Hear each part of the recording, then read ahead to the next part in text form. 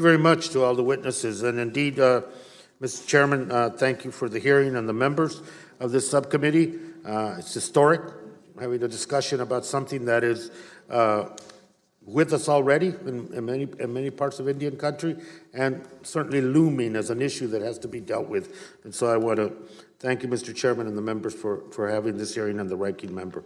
Let me ask Vice President Johnston and Vice Chairman Jose a question that was alluded to in both your comments.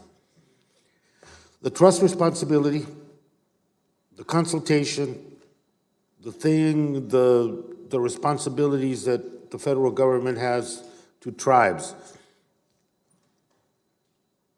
How is, just for both of you, how is that relationship with respect to this particular issue working, and or what does it need to work better? If you don't mind, start with you, Mr. Vice President. Thank you for that question.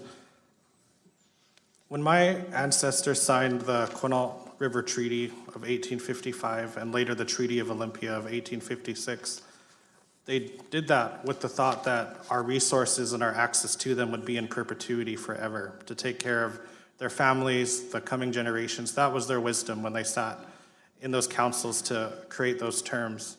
And now, because of the issues that we face because of climate change and the crisis that our communities are suffering, a lot of those treaty rights are now at risk.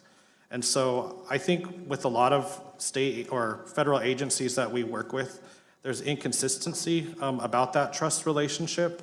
Some of them, I think, work or are touched by the issue more often. And so working with the Bureau or even working with organizations such as NOAA, they're educated to a degree on what the trust relationship looks like. I think what would help improve that is if there was consistency across the board, if all of the agencies somehow had that mandated as something that legally they need to understand what that relationship should comprise.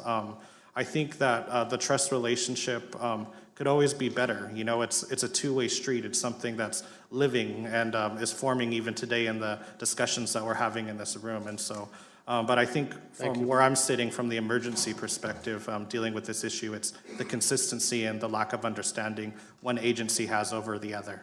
Thank you.